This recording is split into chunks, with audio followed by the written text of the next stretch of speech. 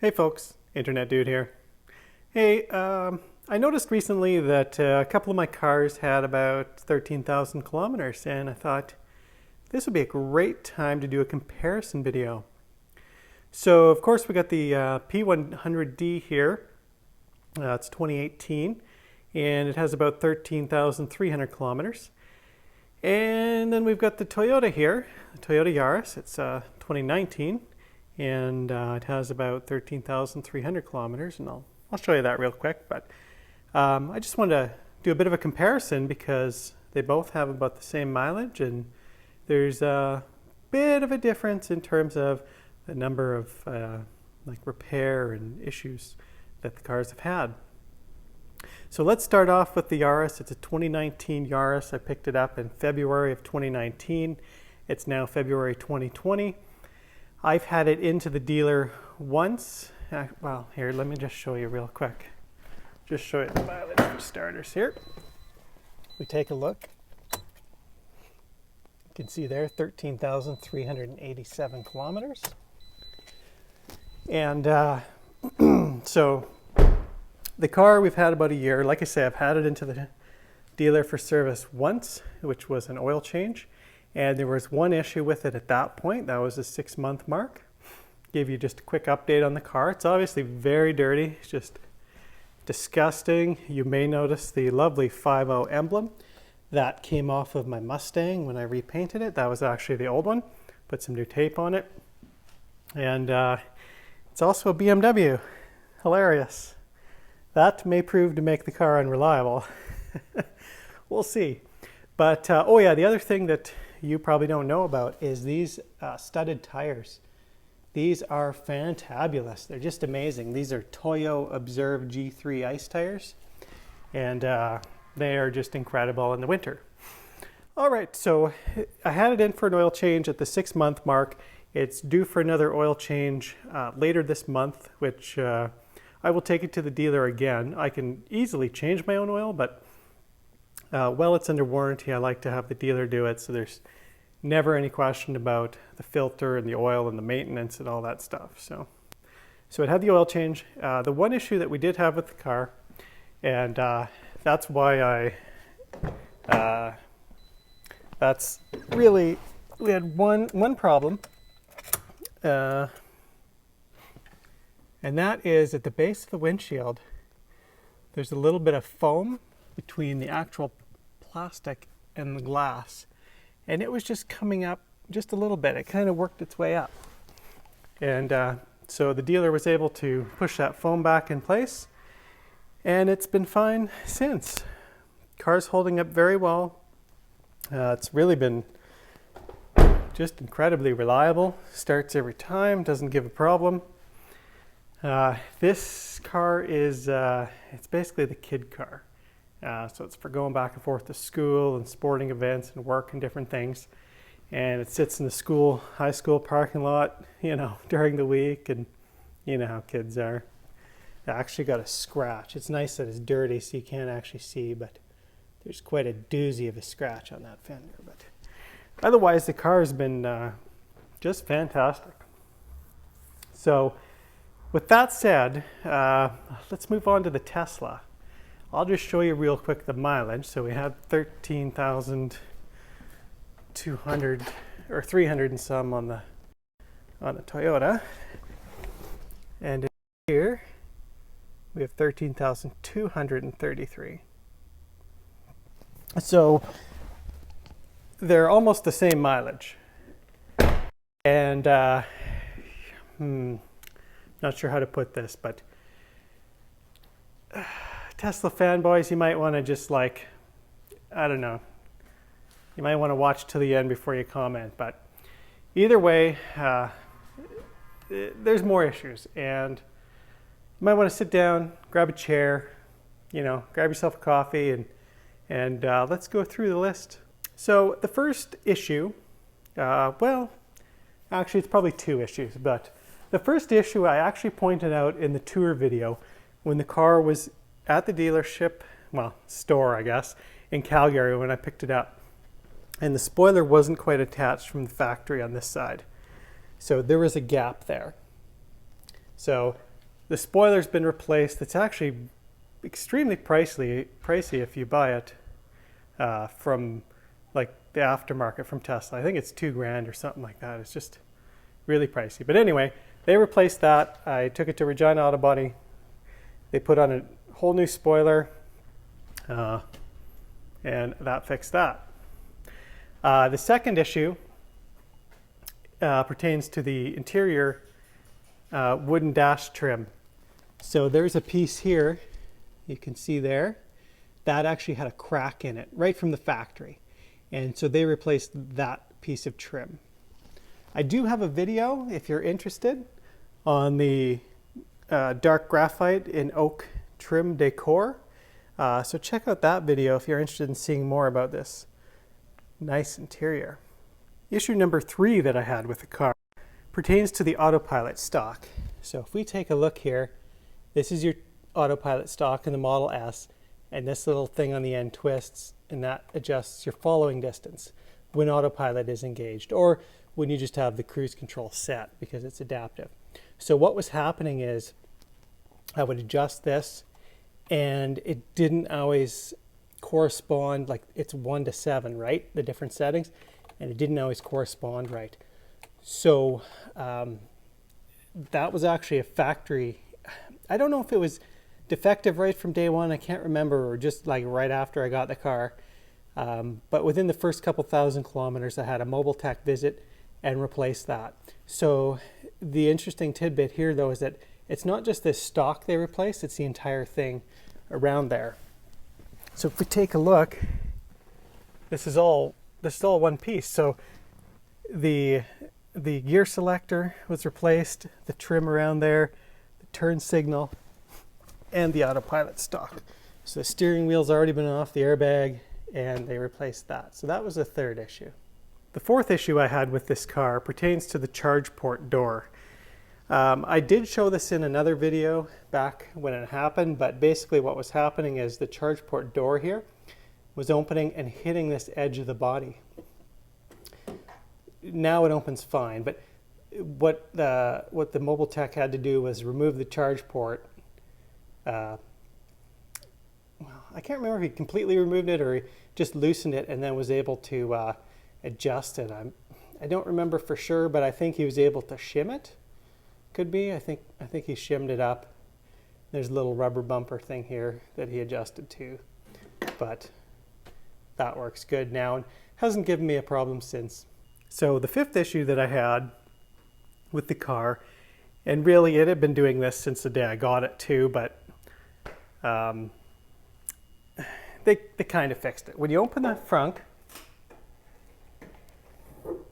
I don't know if you could hear that, but the washer tube and the wires here kind of rub on something, and it makes a noise, like a rubbing noise. And I think what's eventually going to happen is it's going to wear through because there's an edge here. They did tape this up a bit, but it still does rub a bit. So I don't know that that'll ever be fixed. This isn't an issue on my 85D, but it is something that's, you know, I'm concerned in the long run that it's eventually going to rub through. There's some wires in here for the heated wiper nozzles. So eventually at some point this may cause another fault or an issue. We'll see. So the next thing I had that was an issue was the mobile charging connector. It stopped working and it intermittently gave like red lights, just wouldn't charge. And we're talking like, I had 4,000 kilometers on the car roughly by the time that happened. So it's like, that was a pretty early failure. I've actually had the mobile connector replaced on my 85D as well, but it was not that quick of a failure. So that's probably another, I'd be interested to know if other people are having issues with the mobile connector failing prematurely. So item number 7 would have been a clunk noise from the front end upon hard acceleration. And just due to the nature of the time of year and the road conditions being slippery, we were not able to duplicate that when the mobile tech came here. Oh, I need a sip here. All right, so another issue I had is the wiper jet nozzle. or washer jet nozzle.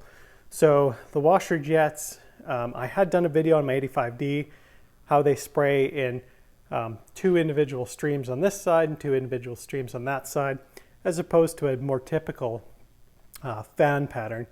And what was happening is one of the streams was basically hitting the wiper like way down here. So it was not adjusted correctly.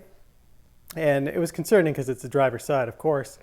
And so the mobile tech was able to adjust that, which put the stream higher on the windshield, which is good. Okay, so the 9th issue was a clicking noise from the dash. And what would happen is when you went over bumps, you'd hear kind of a clicking noise. And when you're driving, it basically sounded like it was coming from way in the front of the dash there. And it was just over bumps, kind of like a light clicking noise. And that actually took, I think 3 mobile service visits. And now mobile service visits here in Saskatchewan are like typically anywhere from 4 to 10 weeks apart. So I told them about the issue. They came for a test drive and they're like, okay, well, I'm going to look into bulletins and see what it is, or, see what it might be. So the first return visit, what they did is they took all the frunk stuff out. They drilled out a couple of spot welds on the firewall, and then drilled holes and used rivets in place of the spot welds. That was a known service bulletin. So they did that, went for a test drive again, noise was still there. So next after that, the next time the tech came back, there's some braces. They're underneath, underneath here, there's braces that go from the firewall out to above the wheels. Strut tower braces, I think they were called. And so the tech replaced one of those, and that wasn't the problem. So then he's like, okay. So the next time they were coming out to Saskatchewan, they actually replaced both front air shocks as a pair. If you search online, that's actually kind of I don't know how common it is, but it affects air suspension cars on the front end. You kind of get a rattle over bumps. And it's the upper strut mount that seems to be the issue. Typically replacing the front air struts with the updated part number ending in 77C will make the problem go away. Sometimes for good, sometimes not.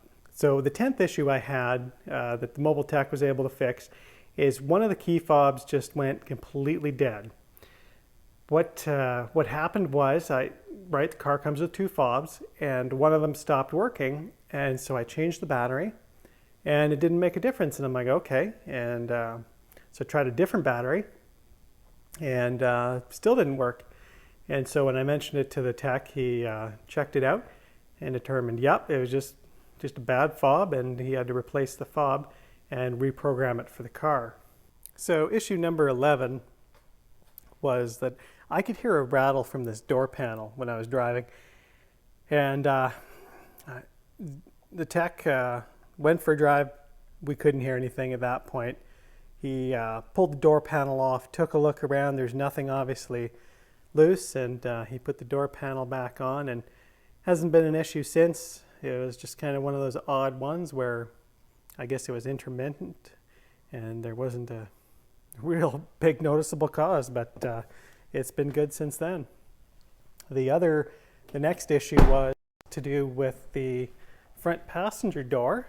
And I mean, I've been driving a Model S for many, many years by the time I reported this, but this door in particular was taking a lot of extra effort to close. Like I would say 50% more pressure than normal to get it to close, because we actually had a couple of instances where people got out of this side, closed the door, and it didn't shut all the way. It went, let's see if I can kind of duplicate. It would be like that, right? And so that's enough to keep the screen active, keep the heat going, keep the car unlocked. So there's a couple instances where that happened, but like I know these cars, I know these doors, I've opened them, closed them thousands of times, and it required extra effort. So he looked at the latch, didn't see anything, lubed the latch, and just basically said it's normal. Now, right now, it's actually closing normal, which is fine. So not really a big issue there, but like I say, it was, you know, you could go use the same amount of pressure for each front door and this one wouldn't close, but we're good now. So then once again, started happening again. That one jet was pointing so low that it was hitting the wiper like down there. So it really had a hard time cleaning the windshield. And what they did is they came back, Mobile Tech came back again on another visit and just tried adjusting the little nozzles, because I don't know if you can even really see it. Not really, but he was able to put a pick in there and just adjust it just a tiny bit, and I think it's good now. So on that same visit, I also reported that Navigate on Autopilot is not working for me. I took the car to Calgary and back, just like, not for service or anything, but had a meeting in Calgary. And what I found is Navigate on Autopilot will not work on the Trans-Canada Highway outside of city limits. So when I'm in Calgary or passing through Swift Current or even Regina, you hit the edge of town and it's like, bang, Navigate on Autopilot ends. Inside the city limits, totally fine. Outside city limits, it's completely useless, which is a little bit frustrating because Navigate on Autopilot, I mean, I paid for that. It's got the features of on-ramp, off-ramp stuff, but I believe that to be a geographic kind of issue. And I'm not sure if we need more Teslas using Navigate on Autopilot on the Trans-Canada east of Calgary or what. But yeah, so that wasn't working. And they're like, well, send us a date timestamp of when you notice it disengaging and we can kind of look at it, send it to an engineer. And I didn't do that because I kind of asked around, and it doesn't seem to be like, it doesn't seem like there's a fault with the car. It seems to be a geographic kind of map issue. All right, so there's only 2 more issues left. Hope you're still hanging in there. I understand if you've had to, you know, set the playback speed to 2x speed, because I get it. So the 2 remaining issues that are technically outstanding as of today, and a Mobile Tech is coming later this week to look at. Again, you know, with the Mobile Tech visits, you know, it's not like you can get a tech out here in even a few weeks. You're talking, let's see if I can remember the last one. I don't remember just offhand, but it seems to be, you know, I'd say average is for like 5 to 6 weeks apart, maybe. They've actually, interesting tidbit though, they've actually posted a job for Tesla Mobile Tech based out of Regina or Saskatoon. Job posting is up now. Just Google it and you'll probably find it. So I do expect the Mobile Tech service to actually get better as soon as I get that person hired and trained up. So that's good. So issue number 15 is, you remember the noise from the dash when it's going over bumps? And it sounds like it's coming from way up, like way up there, and then it eventually turned out to be the front air struts. Well, that issue has come back a little bit, but it's a noise like a light rattle over bumps. Again, but it's maybe not exactly the same. So the last time the Mobile Tech was here, they went for a little road test and they're like, okay, well, it sounds like it happens, you know, they kind of talked about it and they're like, well, what we'll do is we'll replace the suspension end links. So they're going to have to replace, you know, one on each side when they come back later this week. And hopefully that will solve that issue. Time will tell. I'm not going to hold out on the video, update on that one, but there's, as you can tell, there's never-ending list of small issues. So number 16 is, it was something I wasn't even aware of, but when the tech came that last time, they brought a new repeater camera with them. And this would be the left side repeater camera that's in the fender here. They brought out a new part to replace this because there's error showing up in the log from this camera. And I mean, I didn't know, there's nothing visible to me, But when you do the mobile visit, they look through the logs and they're like, well, is there anything else we need to address while we're there? So they brought out a new camera, but due to them being having to put everything in checked baggage, and they flew out here from Toronto, this actually got damaged. There's multiple dings on the chrome part, and so they weren't able to replace this camera. So they're going to replace that camera, which will completely solve that issue. And then the end links, fingers crossed that that's going to fix the light rattle over bumps here. So if you've been counting along with me and paying attention, you'll notice that there's 16 times the issues of that car, of a Tesla, as a Toyota.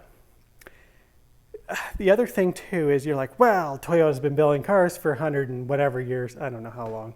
Maybe it hasn't even been 100 years. It probably hasn't. But this car, the Yaris, it was redesigned, and this generation came out starting in, I believe, 2012. That's significant because the Model S started production in 2012. So it's not like, you know, we could say, well, this car's been out for so many years that they've got all the kinks worked out. Really, I mean, that's an 18, this is a 19, but they were both in production for quite a few years before these cars were produced. So, and you know, really, if anything, if you look at the price of this car, this Toyota, it's something like a tenth the cost of that. What do you get for that? You know what I mean? You're not getting, you're certainly not getting the reliability of a Toyota. And I mean, I get it. Toyota, Lexus reliability is leaps and bounds ahead of many other automakers. And you know, one of the things about Toyota, and the reason I got a Toyota when the Festiva got totaled was before getting my two Teslas, well, even the first one really, I was driving Prius for 7 years. I went from just the normal Prius to the plug-in Prius, and then finally made the jump to all electric. So, I mean, I know that Toyotas are very reliable, and you know, not without any issues. I did have some issues on the Prius. I could go into some more details in another video if you're interested, but yeah, there's I don't know. That's a lot of issues. There's a lot of difference in the issues when they both have 13,000 kilometers. So hopefully I didn't annoy too many Tesla fanboys there. But if you've been watching my channel, you'll know that I'm not, you know, this mega Tesla fanboy, and I don't sugarcoat things. And really my channel is just about sharing my own experiences, good or bad, as they pertain to the car ownership, and it's, you know, it's kind of an awareness thing. Just, I guess, one more side here before I close it off is my 85D is actually sitting in the Calgary Service Center this week. I took it in last week on Tuesday. I'm shooting this actually on Sunday. So the car's been in the service center there for for sure 4 working days. I thought there was an issue with the battery heater. Turns out the battery heater was failed, but also the battery heater fuse was failed. But then they determined, well, something else actually caused all of that, and they're not sure if it's wiring or control module or something. So the Calgary Service Center is actually in talks with Tesla Engineering to determine the ultimate root cause of that and fix that. Of course, that is outside of warranty, so we're going to get a real nice repair bill, I suspect. Anyway, this video has been a lot longer than I actually thought it would be. So I hope you stuck in there. I'd be interested in hearing your thoughts about the whole Toyota versus Tesla topic. So feel free to share with me your experience with Toyota or Tesla or any other automaker and what you think about this stuff. So if you've been watching, thanks for watching, and we'll catch you in the next video.